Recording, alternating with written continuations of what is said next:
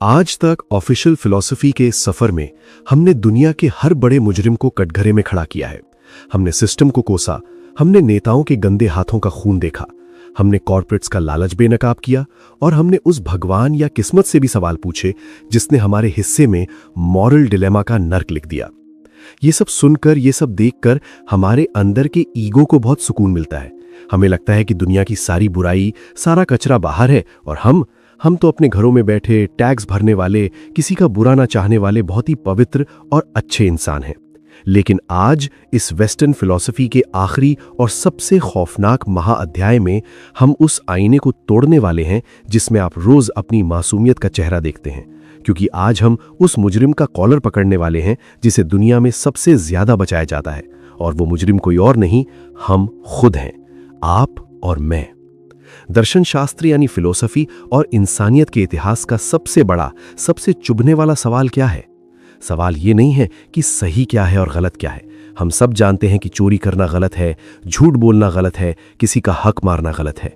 असली खौफनाक सवाल ये है कि जब हम जानते हैं कि क्या गलत है तो फिर हम वो गलत काम करते क्यों हैं? Why do we do wrong even when we know it's wrong? हजारों साल पहले दुनिया के सबसे महान दार्शनिक सुकरात ने एक बहुत ही मासूम सी बात कही थी। सुकरात ने कहा था, to know the good is to do the good. यानी अगर किसी इंसान को सच में ये ज्ञान हो जाए कि सही क्या है तो वो इंसान कभी गलत कर ही नहीं सकता। लोग बुराई सिर्फ अपनी अज्ञानता या मूर्खता की वजह से करते हैं। सुनने में कितना लॉजिकल लगता है ना? लेकिन सुकरात यहां 100% गलत थे। हम इंसान मूर्ख नहीं हैं। हमारा दिमाग कोई कैलकुलेटर नहीं है जो सिर्फ सही इंफॉर्मेशन फीड करने पर सही जवाब दे देगा। जरा अपनी रोजमर्रा की जिंदगी में झांक कर देखिए। हम जानते हैं कि जंक फूड खाने से हमारा शरीर बर्बाद हो रहा है, हमारी नसें चोक हो रही हैं, फिर भी हम रात को 2 बजे पिज्जा ऑर्डर करते हैं। हम जानते हैं कि सिगरेट के पैकेट पर कैंसर से सड़ा हुआ गला छपा है, उसमें साफ लिखा है कि ये मौत है, फिर भी हम उसे खरीदकर अपने फेफड़ों में धुआं भरते हैं। हम जानते हैं कि एग्जाम में या टैक्स भरते वक्त चोरी करना अनैतिक है, लेकिन अगर हमें पता हो कि यहाँ कोई कैमरा नहीं है और मैं पकड़ा नहीं जाऊंगा तो हम में से 90% लोग बेईमानी कर लेते हैं। हम जानते हैं कि 300 रुपए की जो सस्ती टी शर्ट हम खरीद रहे हैं वो बांग्लादेश की किसी अंधेरी फैक्ट्री में एक 10 साल के बच्चे के खून पसीने से बनी है, लेकिन हम फिर भी वो टी शर्ट खरीदकर सेल का जश्न मनाते हैं। तो अगर हम जानते हैं तो हम खुद को रोक क्यों नहीं पाते? यहीं पर फिलॉसफी की किताबें बंद हो जाती हैं और दिमाग की नसों को पढ़ने वाला मनोविज्ञान अपना खौफनाक खेल शुरू करता है। फिलॉसफी हमें यह बताती है कि हमें क्या होना चाहिए, लेकिन साइकोलॉजी हमें वो नंगा सच दिखाती है कि हम असल में क्या हैं। हमारा दिमाग नैतिकता के लिए डिजाइन ही नहीं हुआ है। हमारा दिमाग डिजाइन हुआ है सर्वाइवल और लालच के लिए। दुनिया के सबसे मशहूर बिहेवियरल साइकोलॉजिस्ट डैन एरियली ने इंसानी बेईमानी पर अपनी पूरी जिंदगी रिसर्च की है। उन्होंने एक बहुत ही डार्क किताब लिखी है, the honest truth about dishonesty. Dan aerially ने दुनिया भर के हजारों लोगों पर एक्सपेरिमेंट किए और उनका नतीजा आपके उस अच्छे इंसान वाले घमंड को चकनाचूर कर देगा। डैन एरियली ने साबित किया कि दुनिया में 99% क्राइम या बेईमानी किसी खूंखार क्रिमिनल या साइकोपैथ द्वारा नहीं की जाती। दुनिया की सबसे ज्यादा बेईमानी आप और मेरे जैसे अच्छे लोगों द्वारा की जाती है। लेकिन कैसे? दिमाग एक बहुत ही खतरनाक जादू करता है जिसे साइकोलॉजी में कहते हैं द फज फैक्टर। हमारे दिमाग के अंदर एक तराजू चलता रहता है। एक तरफ है हमारा लालच कि हमें कुछ फ्री में मिल जाए या हमारा कुछ फायदा हो जाए, और दूसरी तरफ है हमारा ईगो कि मैं जब आईने में देखूं तो खुद को चोर ना कहूं बल्कि एक अच्छा इंसान मानूं। हमारा दिमाग हमें सिर्फ उतनी ही बेईमानी करने की इजाजत देता है जितने में हमारा वो अच्छे इंसान वाला नकाब ना उतरे। अगर सड़क पर किसी की 500 रुपए की गड्डी गिर जाए तो शायद आप उसे लौटा देंगे ताकि आप खुद को ईमानदार कह सकें। लेकिन अगर ऑफिस के प्रिंटर से आपको 100 पेपर घर के काम के लिए चुराने हो या इंटरनेट से कोई सॉफ्टवेयर पायरेट करना हो तो आपका दिमाग तुरंत एक बहाना या रैशनलाइजेशन तैयार कर देता है। दिमाग कहता है, अरे इतनी बड़ी कंपनी है, 100 पेपर से क्या फर्क पड़ेगा, या सब तो टैक्स चुराते हैं, मैंने थोड़ा से बचा लिया तो क्या पाप कर दिया। हम सब ने अपने अंदर एक बहुत ही सुविधाजनक नैतिकता बना रखी है। हम सिर्फ उतना ही पाप करते हैं जिसे हम खुद के सामने जस्टिफाई कर सके। हम अपने ही दिमाग को धोखा देते हैं। इसे फिलॉसफी की भाषा में आत्मवंचना कहते हैं। हम खुद से झूठ बोलते हैं और फिर उस झूठ पर इतनी शिद्दत से यकीन कर लेते हैं कि हमें खुद अपना काला सच दिखाई नहीं देता। यही वजह है कि हम जानते सब कुछ हैं, लेकिन जब उस ज्ञान को अप्लाई करने का वक्त आता है, जब कुछ कुर्बान करने का वक्त आता है, तो हमारी सारी फिलॉसफी, सारे उसूल और सारी नैतिकता हमारे स्वार्थ के आगे घुटने टेक देती है। लेकिन दिमाग का ये लालच और पाखंड तो सिर्फ एक छोटी सी बीमारी है। क्या होगा जब यही मनोविज्ञान किसी बड़ी पावर या अथॉरिटी के साथ जुड़ जाए? क्या एक आम और सीधा साधा इंसान सिर्फ इसलिए किसी दूसरे मासूम इंसान की जान ले सकता है क्योंकि उसे ऐसा करने का ऑर्डर मिला था? तैयार हो जाइए पेज 2 के लिए, क्योंकि अब हम उस खाई यानी the gap between knowing and doing में कूदने वाले हैं, जहां हार्वर्ड के एक साइकोलॉजिस्ट ने एक ऐसा खौफनाक एक्सपेरिमेंट किया था जिसने पूरी दुनिया की इंसानियत को कातिल साबित कर दिया था। अब हम मिलग्रम एक्सपेरिमेंट का वो दरवाजा खोलेंगे जहां से वापसी का कोई रास्ता नहीं है। हम छोटी मोटी चोरियों और लालच में खुद को बड़ी आसानी से माफ कर देते हैं। हम कह देते हैं कि इतने से झूठ से किसी की जान थोड़ी ही जा रही है। लेकिन सिद्धार्थ भाई, क्या होगा जब दांव पर सच में किसी मासूम इंसान की जान लगी हो? क्या आप या मैं या कोई भी आम और शरीफ इंसान जो रोज मंदिर जाता है, जो चींटी तक को नहीं मारता, क्या वो किसी बेकसूर इंसान को तड़पा तड़पा कर मार सकता है? आप तुरंत कहेंगे, कभी नहीं, मैं कोई साइकोपैथ या सीरियल किलर थोड़ी ही हूं।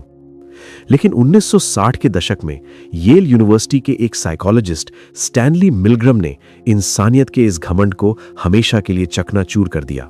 मिलग्रम ने इतिहास का सबसे डरावना मनोवैज्ञानिक प्रयोग किया, जिसे दुनिया द मिलग्रम एक्सपेरिमेंट के नाम से जानती है। मिलग्रम ने अखबार में एक विज्ञापन देकर आम लोगों को बुलाया। टीचर, क्लर्क, मजदूर, इंजीनियर, उन आम लोगों को एक कमरे में ले जाया गया। कमरे में एक मशीन रखी थी जिस पर 15 वोल्ट से लेकर 450 वोल्ट तक के बिजली के झटके देने वाले स्विच लगे थे।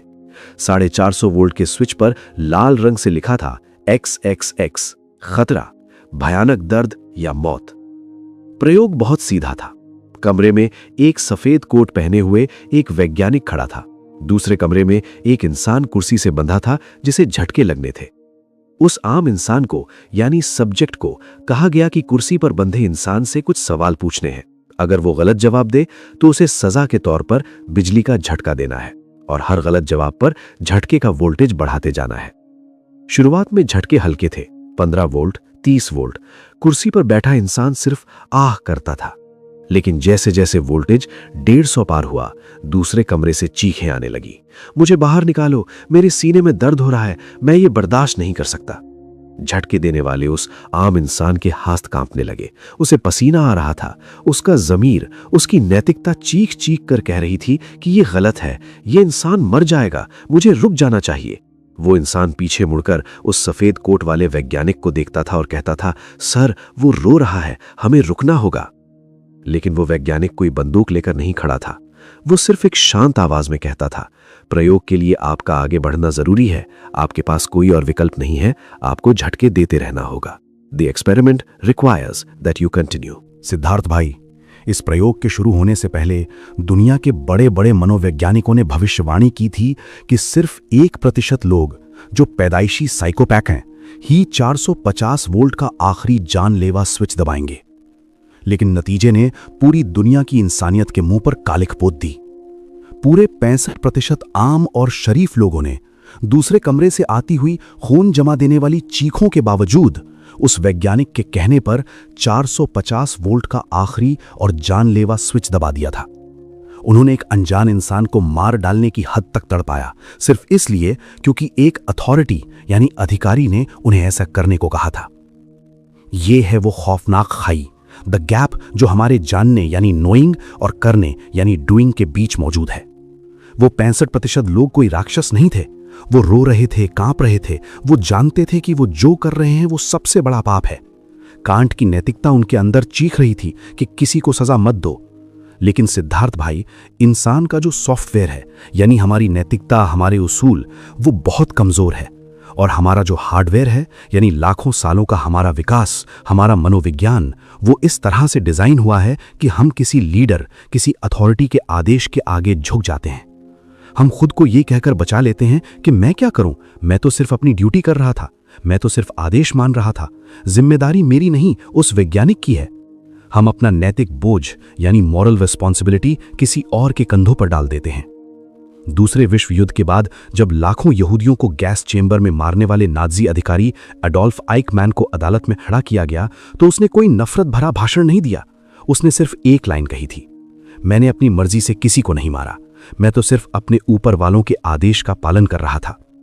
और मिलग्राम एक्सपेरिमेंट ने साबित कर दिया कि वो खूंखार नाजी सिर्फ जर्मनी में नहीं, वो नाजी मेरे और आपके, हम सबके अंदर सोया हुआ है। जब ऑफिस में हमारा बॉस हमसे कहता है कि क्लाइंट से झूठ बोल दो, तो हम जानते हुए भी वो झूठ बोल देते हैं। जब सिस्टम हमसे कहता है कि रिश्वत दिए बिना फाइल आगे नहीं बढ़ेगी, तो हम चुपचाप पैसे टेबल के नीचे सरका देते हैं। जब एक सैनिक को देशभक्ति के नाम पर किसी निहत्थे को गोली मारने का आदेश मिलता है, तो वो ट्रिगर दबा देता है। हम जानते हैं कि ये गलत है, लेकिन हमारा डर और हमारा आज्ञा पालन हमारी सारी नैतिकता की धज्जियां उड़ा देता है। लेकिन क्या हमें अंधा बनाने के लिए हमेशा किसी अथॉरिटी या वैज्ञानिक की जरूरत होती है? बिल्कुल नहीं। जब हमारे सिर पर कोई अथॉरिटी नहीं होती, तब हमारे अंदर का एक दूसरा राक्षस जागता है जो हमारे दिमाग की नसों को पूरी तरह से सुन कर देता है और हमें एक नैतिक अंधेरे में ढकेल देता है। मिलग्राम एक्सपेरिमेंट में तो इंसान के सिर पर फिर भी एक अधिकारी या बॉस का दबाव था, लेकिन क्या हम इंसान तभी गलत करते हैं जब कोई हम पर हुक्म चलाता है? नहीं सिद्धार्थ भाई, जब कमरे में कोई अधिकारी नहीं होता, जब कोई बंदूक नहीं तनी होती, तब हमारे दिमाग के अंदर से एक ऐसा आदि मानव बाहर निकलता है जो हमारी सारी महान फिलॉसफी, हमारी सारी डिग्रियों और हमारे उसूलों को एक सेकंड में फाड़कर फेंक देता है। इस आदि मानव का नाम है सर्वाइवल इंस्टिंक्ट, यानी जिंदा बचने की जद्दोजहद। और यह काम करता है भावनाओं के इंपल्स पर, खासकर डर और लालच पर। दर्शन शास्त्र हमें लॉजिक सिखाता है। जेरेमी बेंथम का उपयोगितावाद एक गणित है और कांट का कर्तव्यवाद एक तर्क है। ये सब हमारे दिमाग के उस हिस्से में काम करते हैं जिसे साइंस प्री फ्रंटल कॉर्टेक्स कहता है, जहां हम ठंडे दिमाग से सोचते हैं। लेकिन साइंस और मनोविज्ञान का एक बहुत ही खौफनाक सच है, एमिगडाला हाईजैक। जब इंसान डरता है, जब उसे अपनी या अपने परिवार की जान पर खतरा महसूस होता है, तो दिमाग का वो जानवरों वाला हिस्सा, रेप्टिलियन ब्रेन, एक्टिवेट हो जाता है। वो हिस्सा हमारे लॉजिक वाले हिस्से को पूरी तरह शट डाउन कर देता है। उस मोड़ पर इंसान नैतिक रूप से पूरी तरह अंधा हो जाता है। इसे साइकोलॉजी में मॉरल मायोपिया कहते हैं, यानी हमें अपने तात्कालिक फायदे या बचाव के अलावा किसी दूसरे का दर्द या नैतिकता का कोई नियम दिखाई नहीं देता। चलिए इसे मेडिकल एथिक्स के सबसे खौफनाक असली रूप में देखते हैं, जिसे दुनिया ने हाल ही में कोविड-19 की महामारी के दौरान अपनी आंखों से देखा था। इसे कहते हैं द ट्रायज डिलेमा। कल्पना कीजिए कि आप एक सरकारी अस्पताल के इंचार्ज हैं। बाहर एम्बुलेंस की लाइन लगी है, ऑक्सीजन खत्म हो रही है, आपके पास सिर्फ एक वेंटिलेटर खाली बचा है। अचानक आपके सामने 2 मरीज लाए जाते हैं। दोनों की सांसें उखड़ रही हैं। पहला मरीज एक 80 साल का कमजोर बूढ़ा आदमी है। उसने पूरी जिंदगी ईमानदारी से जी है। वो एक रिटायर्ड टीचर है, लेकिन उसका शरीर अब बहुत कमजोर है। दूसरा मरीज एक 30 साल का मजबूत नौजवान है। वो 2 छोटे बच्चों का पिता है और घर में कमाने वाला इकलौता इंसान है। अब आपके दिमाग का एमिगडाला हाईजैक शुरू होता है। किताबी फिलॉसफी डिओंटोलॉजी कहती है कि दोनों इंसानों की जान की कीमत बराबर है। आप उम्र के हिसाब से किसी के साथ भेदभाव नहीं कर सकते। एक डॉक्टर का कर्तव्य है कि जो पहले आया है या जिसकी हालत ज्यादा खराब है उसे मशीन मिले। लेकिन आपका वो डर और सर्वाइवल इंस्टिंक्ट तुरंत बेंथम के उपयोगितावाद को एक भद्दे और क्रूर हथियार की तरह इस्तेमाल करने लगता है। आप तुरंत गणित लगाते हैं कि ये बूढ़ा इंसान तो वैसे भी कुछ साल में मर जाएगा, इसका शरीर कमजोर है, वेंटिलेटर पर भी शायद ना बचे। लेकिन ये 30 साल का नौजवान अगर बच गया तो ये 40 साल और जिएगा, अपने बच्चों को पालेगा, समाज के काम आएगा। और फिर आप उस 80 साल के बेबस और हाँपते हुए बूढ़े इंसान को उसकी आंखों में देखते हुए मौत के मुंह में ढकेल देते हैं। आप उस नौजवान को वेंटिलेटर दे देते हैं। सिद्धार्थ भाई, क्या ये फैसला नैतिक था या ये फैसला बायोलॉजिकल था? चार्ल्स डार्विन ने सर्वाइवल ऑफ द फिटेस्ट का सिद्धांत दिया था। जंगल में जो मजबूत है वो जिएगा, जो कमजोर है वो मारा जाएगा। हजारों सालों के विकास के बाद हमने बड़ी बड़ी बिल्डिंगें बना ली, हमने संविधान और मानव अधिकार बना लिए ताकि हम खुद को जानवरों से अलग साबित कर सकें। हमने कहा कि इंसानों की दुनिया में कमजोर को भी जीने का हक है। लेकिन जब वो क्राइसिस का क्षण आता है, जब संसाधन कम पड़ जाते हैं, तो हमारी वो सारी इंसानियत और सभ्यता ताश के पत्तों की तरह ढह जाती है। हम वापस उसी जंगल के नियम पर आ जाते हैं जहां कमजोर को मरने के लिए छोड़ दिया जाता है। जरा याद कीजिए, जब महामारी में ऑक्सीजन के सिलेंडरों की कमी हुई थी, क्या लोग नैतिक थे? नहीं। पढ़े लिखे, अमीर और सभ्य लोगों ने अपने घरों में 10-10 ऑक्सीजन के सिलेंडर ब्लैक में खरीदकर डंप कर लिए थे, जबकि उनके पड़ोस में कोई ऑक्सीजन के बिना तड़प कर मर रहा था। वो लोग जानते थे कि जमाखोरी गलत है, वो जानते थे कि उनके एक्स्ट्रा सिलेंडर की वजह से कोई मर रहा है, लेकिन उनका वो रेप्टिलियन दिमाग चीख रहा था, दुनिया भाड़ में जाए, मुझे पहले खुद को और अपने परिवार को बचाना है। सिद्धार्थ भाई, नैतिकता और हमारा मनोविज्ञान कभी एक दिशा में नहीं चलते।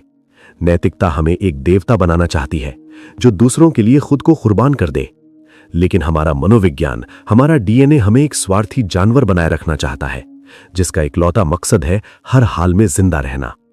जब जानने यानी तर्क और करने यानी भावना या डर के बीच ये खूनी युद्ध होता है, तो 99% मामलों में भावना ही जीतती है और तर्क सिर्फ बाद में उस गलत काम को जस्टिफाई करने के लिए इस्तेमाल होता है। हम खुद से कहते हैं, मेरी मजबूरी थी, अगर मैं ऐसा नहीं करता तो मैं मारा जाता। हम हजारों सालों से नैतिकता को सिर्फ एक सॉफ्टवेयर की तरह पढ़ रहे हैं।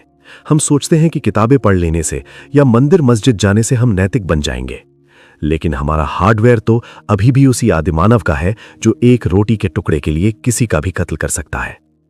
अगर हमारा हार्डवेयर ही जानवरों वाला है, अगर डर और लालच हमारे सिस्टम में कोडेड है, तो फिर कोई इंसान अच्छा कैसे बन सकता है? जब हमारी अपनी ही बायोलॉजी हमारे खिलाफ है, तो हम इस नैतिक अंधेपन से बाहर कैसे निकलें? अगर नियम काम नहीं आ रहे, अगर गणित काम नहीं आ रहा, तो फिर इस दुनिया में नेकी का वजूद बचेगा कैसे? अगर हमारा दिमाग ही हमारा दुश्मन है, अगर डर और लालच हमारे डीएनए में गुथे हुए हैं, तो फिर उम्मीद कहाँ है? अगर नियम टूट जाते हैं और नतीजे खूनी हो जाते हैं, तो एक इंसान अच्छा कैसे बने? यहीं पर फिलॉसफी उस किताबी दुनिया से बाहर निकलकर हमारे शरीर और हमारी आदतों में प्रवेश करती है। जब कांट और बेंथम फेल हो जाते हैं, तो हमें उस दार्शनिक के पास वापस लौटना पड़ता है जिसने इंसानियत को सिर्फ सोचना नहीं बल्कि जीना सिखाया था। मैं बात कर रहा हूं महान दार्शनिक अरस्तु की और उनके सद्गुण नीति शास्त्र की।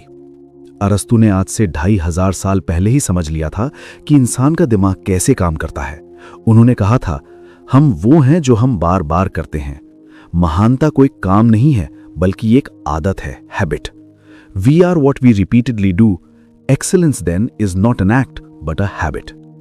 सिद्धार्थ भाई, अरस्तु ने कहा था कि नैतिकता कोई गणित का फॉर्मूला नहीं है जिसे आपने एक बार याद कर लिया और आप पास हो गए। नैतिकता कोई सॉफ्टवेयर नहीं है जिसे दिमाग में इंस्टॉल किया जा सके। नैतिकता एक मांसपेशी है, द मॉरल मसल। जरा इसे एक जिम के उदाहरण से समझिए।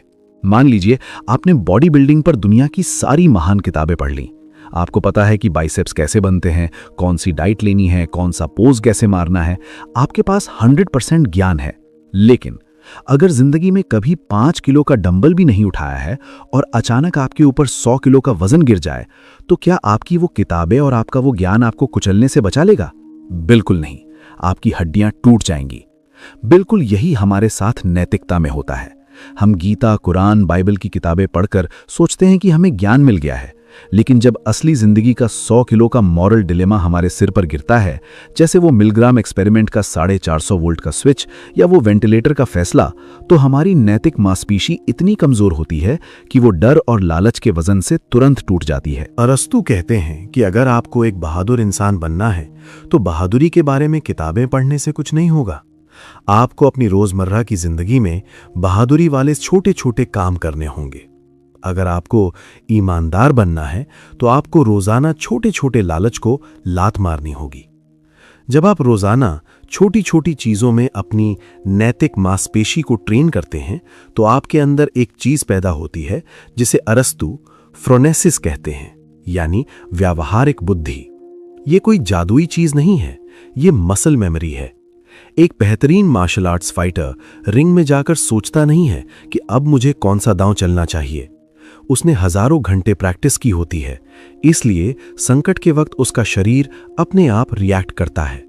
उसी तरह जब एक प्रैक्टिस करने वाले इंसान के सामने कोई मॉरल डिलेमा आता है, जब उसका एमिगडाला हाईजैक होता है और दिमाग में डर या लालच का तूफान उठता है, तब वो अंधा नहीं होता, महान मनोवैज्ञानिक विक्टर फ्रैंकल, जो खुद नाजी कैंप के नरक से जिंदा बचकर निकले थे, उन्होंने कहा था कि उत्तेजना और प्रतिक्रिया के बीच एक छोटी सी जगह होती है। उसी जगह में हमारी आज़ादी है कि हम कैसे रिएक्ट करें। सिद्धार्थ भाई, वो जगह ही हमारी नैतिक मांसपेशी है। जब दुकानदार गलती से आपको 100 रुपए फालतू वापस दे देता है, तो आपके अंदर का आदि मानव तुरंत कहता है, चुपचाप रख ले, किसी ने नहीं देखा। वो जो कुछ सेकंड का पॉज है ना, वही आपका कुरुक्षेत्र है। अगर आप उस छोटी सी चोरी को रोक नहीं सकते, अगर आप उस 100 रुपए के लालच में हार जाते हैं, तो सिद्धार्थ भाई, इस बात की 100% गारंटी है कि अगर कल को आपके हाथों में मिलग्राम एक्सपेरिमेंट का वो 450 वोल्ट का स्विच दे दिया जाए, तो आप बिना सोचे उसे दबा देंगे, क्योंकि आपकी नैतिक मांसपेशी में उस लालच या डर से लड़ने की ताकत ही नहीं है। नैतिकता आसमान से नहीं गिरती, ये सड़कों पर, ऑफिस में, घर के बंद कमरों में, हर रोज के छोटे छोटे फैसलों में कमाई जाती है। हम गलत इसलिए करते हैं क्योंकि हमने सही करने की प्रैक्टिस ही नहीं की है। हमने सिर्फ ज्ञान बटोरा है, हमने कभी ट्रेनिंग नहीं की। और यही वजह है कि हमें किताबी पहेलियों को छोड़कर अपनी आम जिंदगी की उस गंदी, उलझी हुई और स्वार्थी सच्चाई का सामना करना होगा जिसे हम रोज इग्नोर कर देते हैं। हमें देखना होगा कि कैसे हमारी इस कमजोर नैतिकता ने हमारी पूरी जिंदगी को एक बहुत बड़े पाखंड में बदल दिया है। हम सोचते हैं कि मॉरल डिलेमा कोई ऐसी चीज है जो सिर्फ युद्ध के मैदान में या अस्पतालों की इमरजेंसी वार्ड में आती है। हमें लगता है कि हमारे जीवन का कुरुक्षेत्र कोई बहुत बड़ा मैदान होगा जहां हमें तीर कमान लेकर खड़ा होना पड़ेगा और कोई कृष्ण हमें गीता सुनाएगा। लेकिन सिद्धार्थ भाई, हमारा कुरुक्षेत्र हमारे बेडरूम में है, हमारे ऑफिस की डेस्क पर है और हमारे स्मार्टफोन की स्क्रीन पर है। जरा उस ट्रॉली प्रॉब्लम को याद कीजिए, जहां एक लीवर खींचकर आप किसी की जान ले सकते थे या बचा सकते थे।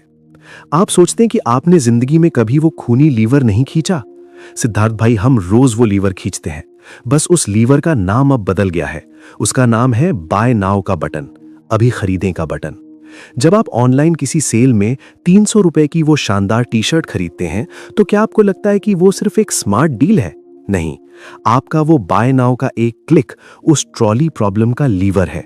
उस एक क्लिक से आप अनजाने में ही सही, लेकिन बांग्लादेश या अफ्रीका की किसी बदबूदार फैक्ट्री को फंड कर रहे हैं, जहां किसी 10 साल के बच्चे से 18 घंटे मजदूरी करवाई जा रही है। जब आप अपना नया चमकदार स्मार्टफोन खरीदते हैं, तो उस बैटरी में लगा कोबाल्ट कॉन्गो की खदानों में घुट घुट कर मरने वाले बच्चों के खून से सना है। हम सीधे तौर पर किसी का कत्ल नहीं कर रहे हैं, हमने अपना ट्रिगर, अपना लीवर आउटसोर्स कर दिया है। हमने ग्लोबल सप्लाई चेन की इतनी लंबी और मोटी दीवार खड़ी कर ली है कि हमें उन मासूमों की चीखें सीधे सुनाई नहीं देती।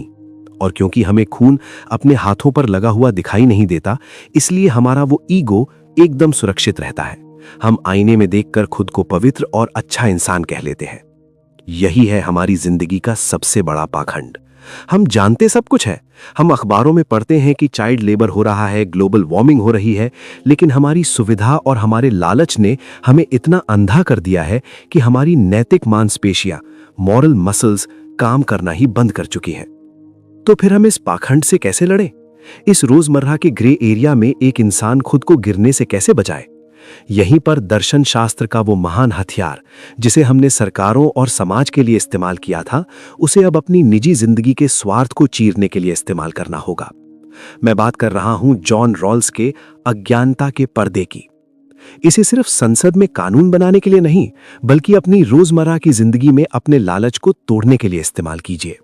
जब अगली बार आप किसी एग्जाम में सिर्फ एक बार नकल करने की सोचें या टैक्स भरते वक्त थोड़े से पैसे छुपाने की सोचें, तो बस 1 सेकंड के लिए रुकिए। उस उत्तेजना और फैसले के बीच के उस छोटे से स्पेस में खड़े हो जाइए और खुद के दिमाग पर वो अज्ञानता का पर्दा डाल लीजिए। कल्पना कीजिए कि आप नहीं जानते कि आप उस एग्जाम में नकल करने वाले छात्र हैं, या वो छात्र हैं जिसने 18 घंटे दिन रात एक करके भूखे पेट रहकर पढ़ाई की है। अगर आप वो मेहनत करने वाले छात्र होते और कोई दूसरा आपकी सीट महज एक पर्ची के दम पर छीन लेता, तो क्या आप उस नकल को सही मानते? क्या आप एक ऐसा समाज बनाना चाहेंगे जहां मेहनत करने वाले सड़कों पर धक्के खाएं और बेईमानी करने वाले कुर्सियों पर बैठें? जैसे ही आप इस पर्दे के पीछे से दुनिया को देखेंगे, आपका डर और आपका वो लालच टूटने लगेगा। आपका दिमाग जो आपको बहाने दे रहा था, फज फैक्टर कि सब तो करते हैं मैं भी कर लूंगा, वो सारे बहाने आपके सामने नंगे हो जाएंगे। नैतिकता का असली टेस्ट वो नहीं है कि जब पूरी दुनिया आपको देख रही हो तब आप कैसा बर्ताव करते हैं। नैतिकता का असली टेस्ट वो 1 सेकंड है जब आप बिल्कुल अकेले होते हैं, जब कमरे में कोई कैमरा नहीं होता, जब आपको 100% पता होता है कि आप गलत करके भी साफ बच निकलेंगे। उस 1 सेकंड में जब आपका आदि मानव दिमाग आपसे चीख कर कहता है चोरी कर ले, और आपकी जो थोड़ी बहुत प्रैक्टिस है, आपकी व्यवहारिक बुद्धि फ्रोनेसिस आपसे कहती है नहीं। उस एक पल के युद्ध में जो जीतता है सिद्धार्थ भाई, वही आप असल में है। सिद्धार्थ भाई, पिछले 10 महाअध्यायों से हम लगातार इस दुनिया की चीरफाड़ कर रहे हैं। हम न्याय, आजादी, नैतिकता और सही गलत के जवाब ढूंढ रहे हैं। हमने कांट, बेंथम, सुकरात और प्लेटो की किताबों को खंगाल डाला, इस उम्मीद में कि आखिरकार हमें एक ऐसा जादुई फॉर्मूला मिल जाएगा जो हमें एक परफेक्ट और पवित्र इंसान बना देगा। हमें लगता था कि फिलॉसफी पढ़कर हम भगवान बन जाएंगे। लेकिन आज इस वेस्टर्न फिलॉसफी के आखिरी और सबसे गहरे पड़ाव पर आकर वो सारी उम्मीदें राख हो जाती हैं। आज हमें वो सबसे बड़ा और खौफनाक अस्तित्वपरक आघात लगता है जो इंसान के ईगो को हमेशा के लिए चकनाचूर कर देता है। और वो सच ये है, हम भगवान नहीं हैं। हम कोई पवित्र फरिश्ते नहीं हैं जो इस धरती पर न्याय करने उतरे हैं। हम सिर्फ एक बहुत ही सीमित, डरी हुई और स्वार्थी प्रजाति हैं जो एक असीमित, क्रूर और बेपरवाह ब्रह्मांड में जिंदा रहने की भीख मांग रही है। सिद्धार्थ भाई, हम अक्सर मौत से डरते हैं।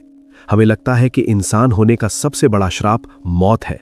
लेकिन सच तो यह है कि इंसान होने का सबसे बड़ा श्राप मौत नहीं बल्कि हमारी वो चेतना है, कॉन्शियसनेस है। जरा सोचिए, अगर जंगल में एक शेर किसी हिरन के बच्चे को मारकर खा जाता है तो क्या वो रात को चैन से सो नहीं पाता? क्या उसे गिल्ट या पछतावा होता है? नहीं, क्योंकि शेर के पास नैतिकता नहीं है, वो सिर्फ अपनी भूख मिटा रहा है। लेकिन इंसान, जब इंसान का आदिमानव दिमाग, उसका लालच या उसका सर्वाइवल इंस्टिंक्ट उससे कोई गलत काम करवाता है तो उसके तुरंत बाद उसकी वो चेतना, उसकी वो नैतिकता जाग उठती है। और यही इंसान की सबसे बड़ी दार्शनिक ट्रेजेडी है। हम एक ऐसे सॉफ्टवेयर के साथ पैदा हुए हैं जो हमेशा हमें देवता बनाना चाहता है, लेकिन हमारा हार्डवेयर यानी शरीर और लालच जानवरों का है। ना तो हम पूरी तरह जानवर बन पाते हैं और ना ही देवता। हम इन दोनों के बीच में लटक कर सिर्फ और सिर्फ पछतावे की आग में जलने के लिए शापित है। जब जिंदगी हमारे सामने कोई मॉरल डिलेमा लाकर खड़ा करती है तो वो हमारी कोई परीक्षा नहीं ले रही होती, वो हमें हमारी औकात दिखा रही होती है। मॉरल डिलेमा की असली ट्रेजेडी ये नहीं है कि हमें क्या चुनना है। असली ट्रेजेडी ये है कि हम जो भी चुनेंगे वो एक पाप ही होगा। हम चाहे वो वेंटिलेटर उस बूढ़े को दें या उस जवान को, मौत तो होगी। हम चाहे ट्रॉली को बाएं मोड़ें या दाएं, खून तो बहेगा। हम चाहे जानकर कोई गलती करें या अपनी सहूलियत के लिए टी-शर्ट या फोन के लिए आंखें मूंद लें, मासूमियत तो मरेगी। अगर आप इस दुनिया में एक साफ हाथ वाले इंसान की तलाश कर रहे हैं, जिसके दामन पर कोई दाग ना हो, जिसने कभी कोई पाप न किया हो, तो आपको वो इंसान सिर्फ कब्रिस्तानों में मिलेंगे। या फिर आपको वो इंसान उन कायरों की भीड़ में मिलेंगे जिन्होंने जिंदगी में कभी कोई बड़ा फैसला लेने की हिम्मत ही नहीं की, जो हमेशा किनारे पर खड़े होकर तमाशा देखते रहे और खुद को पवित्र मानते रहे। दर्शन शास्त्र का ये अंधेला सफर हमें यही सिखाता है कि महानता का मतलब पाप रहित होना नहीं है। एक सच्चा इंसान, एक महान नेता, एक सच्चा डॉक्टर वो नहीं है जो पाप करने से डरता है। सच्चा इंसान वो है जो जानता है कि उसके सामने रखे हुए सारे विकल्प बुरे हैं। वो जानता है कि वो जो भी फैसला लेगा वो एक पाप होगा और इतिहास उसे गलत ठहराएगा, लेकिन फिर भी वो सबसे कम बुरे रास्ते को चुनता है। वो उस पाप का घूंट पीता है। वो गंदे हाथों के उस नर्क में खुद को धकेलने का साहस करता है ताकि किसी और को उस नर्क में न जाना पड़े। और सबसे बड़ी बात, वो उस पाप का गिल्ट अपनी आत्मा पर लादकर हर रात पूरी जिंदगी उस आग में जलता है, बिना किसी शिकायत के, क्योंकि वो जानता है कि यही इंसान होने की कीमत है। यही है वेस्टर्न फिलॉसफी का आखिरी और सबसे भारी सच। हमने 10 एपिसोड्स तक जिस न्याय, जिस समानता और जिस आजादी का पीछा किया, वो सब आखिर में आकर इस एक खौफनाक खाई में गिर जाते हैं, जहां हम अकेले हैं, हमारे हाथ खून से सने हैं और हमारे दिमाग में सिर्फ हमारी अपनी आवाज गूंज रही है। तो फिर सिद्धार्थ भाई, अब सवाल ये उठता है कि इन गंदे हाथों के साथ जिया कैसे जाए? अगर हमारा दिमाग ही हमारा दुश्मन है, अगर हमारे फैसले हमेशा किसी न किसी का नुकसान करेंगे और अगर हम कभी पूरी तरह पवित्र नहीं हो सकते, तो क्या हम कोशिश करना ही छोड़ दें? क्या हम पूरी तरह स्वार्थी बन जाएं? नहीं, क्योंकि अगर आपने ऐसा किया तो आपने अपने अंदर के उस आदि मानव यानी केवमैन के सामने घुटने टेक दिए, आपने हार मान ली। दर्शन शास्त्र का ये 11 महाअध्यायों का सफर आपको सन्यासी बनने के लिए नहीं, बल्कि एक जिम्मेदार योद्धा बनाने के लिए था। जिंदगी के इस कुरुक्षेत्र में आपकी महानता इस बात से तय नहीं होगी कि आपने कभी कोई पाप नहीं किया। आपकी महानता इस बात से तय होगी कि क्या आपने अपनी उस नैतिक मांसपेशी यानी मॉरल मसल को इतना मजबूत किया है कि आप लालच और डर के उस तूफान में एक सेकंड के लिए रुक सकें। जब अगली बार आपका दिमाग फज फैक्टर का इस्तेमाल करके आपसे कहे कि थोड़ी सी चोरी कर ले, कोई नहीं देख रहा, तब क्या आप खुद को आईने में देखकर सच बोल पाएंगे?